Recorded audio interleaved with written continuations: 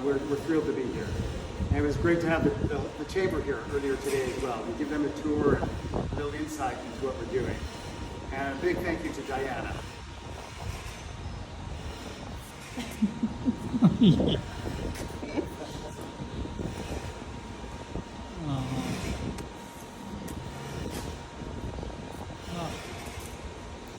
She's given a lot of opportunities to a lot of people.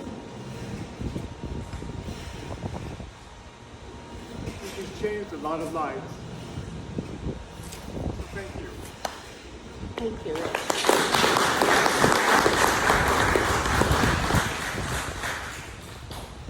Okay, now I'm going to talk about something a little less emotional. I want to share an experience I had just last month, if I may. For several years, I've been wanting to hike down to Havasu High. If any of you are familiar with it, it's in the bottom of the Grand Canyon. Yeah.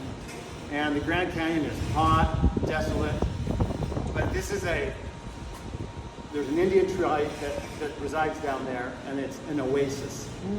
There's a stream that runs through the bottom of the Grand Canyon called Havasu Creek, and it is full of lime, so it makes the waters blue turquoise. It looks just like the Caribbean.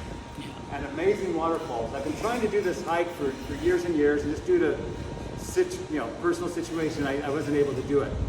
But this year I said, we're going to do it. I'm going to take my kids down there.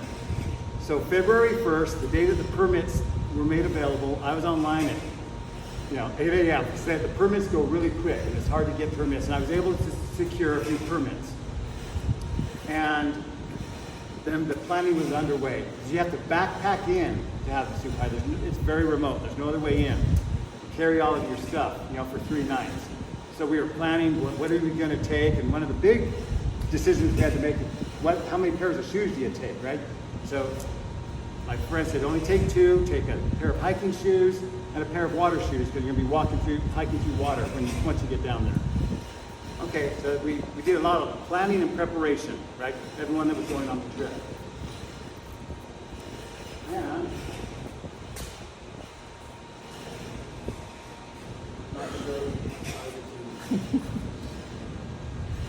sharing? There we go. So that's the trailhead, right? Really desolate. You hike 2 miles down to the bottom of the canyon, and then 8 miles to the campground. So a 10-mile hike in with all of your gear. So here's our crew, day 1, getting ready to go down, right? Full of energy, full of life. And it's just a beautiful hike, just incredible. Anyway, we get down to the 10 miles, and this is what we're greeted with, right? Wow. So we camped right next to this waterfall. And you look at the color of the water, it's just absolutely gorgeous. So I want to tell you about day 2. So we camped, we got up, and we were going to hike. There was a series of waterfalls along the river. We were going to hike to the next waterfall. And so, this is us. We hike to the next waterfall, but you got to get down to the waterfall. It's a sheer drop off. So we go around the corner, and that's what we're trying to get to. And there's the sign, what? Descend at your own risk. So it was not an easy descent. And you have these old, wretched chains that you go down. It's literally straight down, covered with mist, very slippery. Worried about my kids. I didn't care about myself. But anyway, it was we made it down, and then we decided, okay, we're going to go down another 4 or 5 miles to the next set of falls. And you have to cross the river several times. And as we crossed the river, first time my friend Tawny asked me, "How are your shoes?" Right? That was a big deal. Set up your shoes. I said, "They are great." I took one more step, and the strap broke. Oh no. So, oh no. What are we going to do? We got up to the other side. We found a piece of elastic. I said, "Oh, I'll just tie the toe." And it's not perfect, but that'll work. Took 2 more steps, and the heel thing broke. It was completely done. I took 2 more steps, and the other shoe broke. So now they were 20-year-old shoes that I think the water just completely eradicated the adhesive that's been on there. So basically I was shoeless and trying to figure out how am I going to go another 4 miles down, 4 miles back. I can't hike up what we just hiked out without shoes on. What am I going to do? My friend says, don't worry, we'll find some water shoes. What size are you? Size 13. Size 13, we're going to find some water shoes here in the Grand Canyon. Oh, okay. Yeah, okay. Anyway, so we decided to keep going. I was considering going back or doing something, but we decided to keep going. And we just stayed on the trail, and the first mile of the trail was easy. It was kind of sand, and I said, I can do this. It was still early in the morning, and I said, on the way back, this is going to be very painful when the sand heats up. And then we also have all these rocks and ladders to go through. I don't know how I'm going to get there. But as long as we stayed on the path that first mile, we were okay. Then we came to a big outcropping of rocks, and we had to descend again. And that did not look good for my feet. And then all of a sudden, another group of hikers came up behind us and said, what are you doing barefoot? I said, it's not by choice. My shoes broke. And they said, well, I have a pair of hiking boots. What size are you? I said, 13. Oh, I'm a 10. I'm sorry. That's not going to work. But then another group of hikers showed up just then and said, what size are you? 13? I have an extra pair of size 13 water shoes in my pack. Oh my gosh. Use them. We are camped 5 spots down from where you guys are, and you can just return them tonight when you get back to the camp.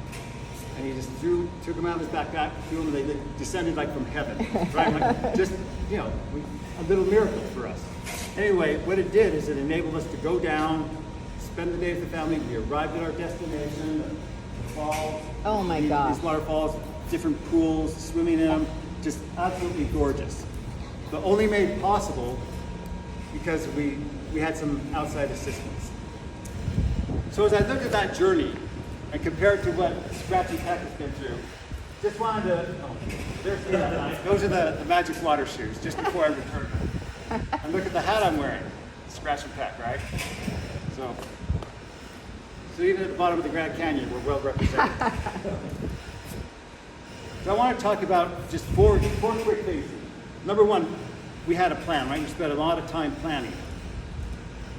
Diana, Brian, you spent a lot of time planning from 2009 all the way through. You came up with an incredible vision that's still in place today.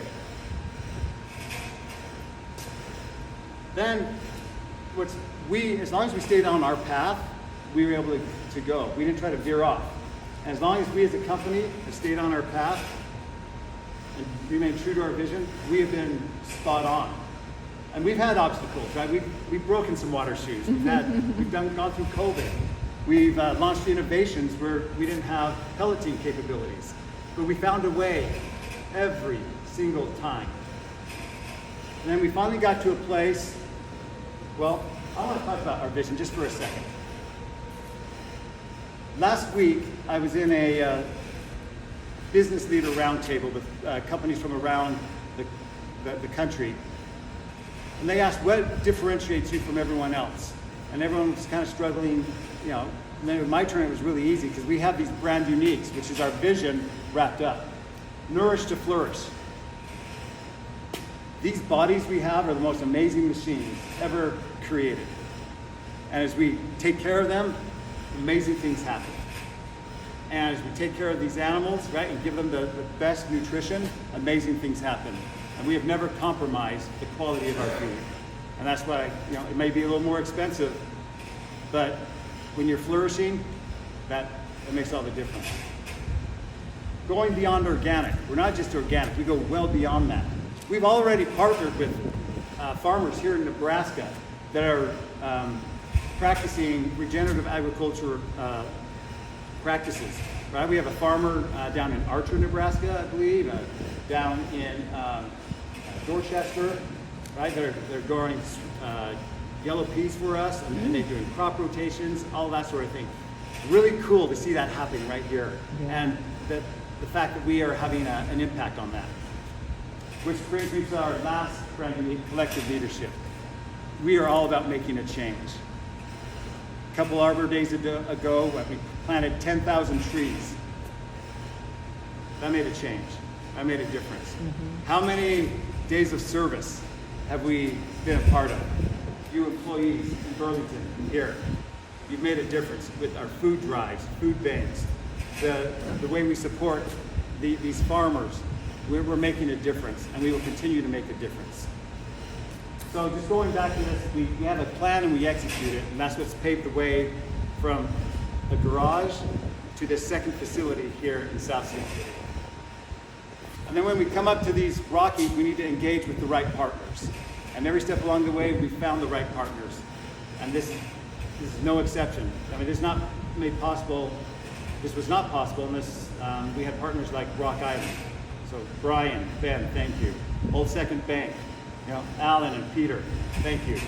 This is the next step. And then when you put that all together, what happens? You get to those beautiful waterfalls, right? You reach your destination, and that's where we achieve. And this facility is paving the way for eastward expansion.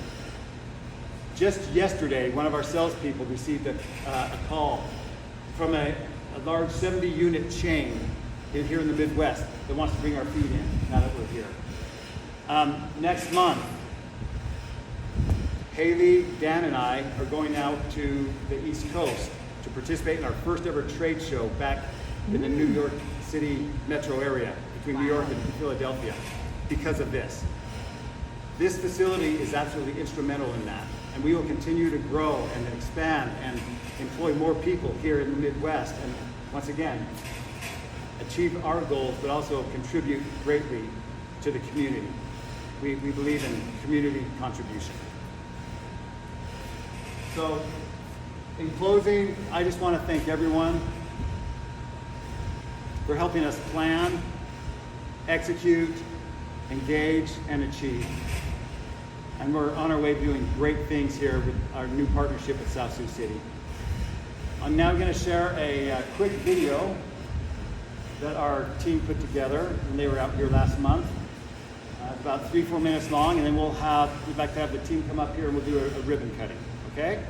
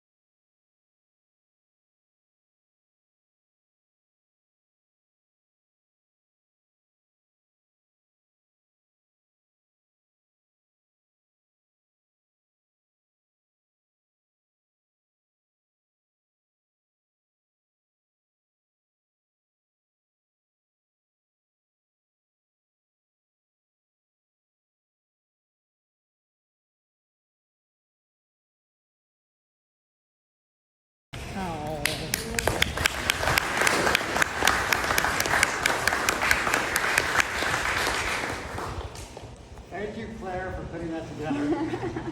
Now we'd like to have all the Scratch Attack employees come up. Certainly like to have Rock Island and Old Second come up as well and get a photo with everyone and do an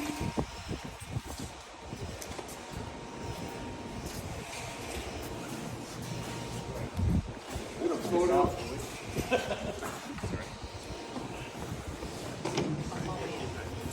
Probably get. Okay. You can sit right between me and Rich. All right. Should we get ribbon? You want to, I thought you wanted. Let's do it with the words. Are you in the picture? Down here? Everybody say Hulk Hogan.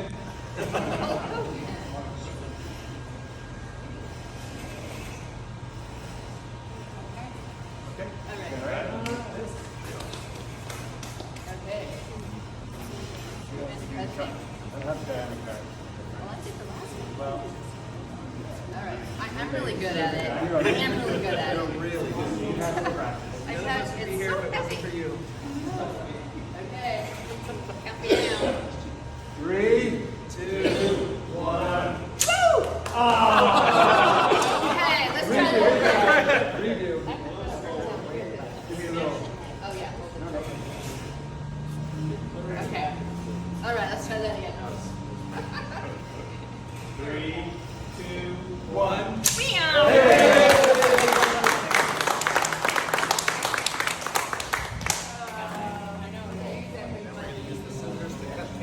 Well, thank you Okay, everyone. thanks for everybody being here. online. Yeah. Thanks for everyone online as well. We've got some food in the break room, sandwiches and soup, I believe.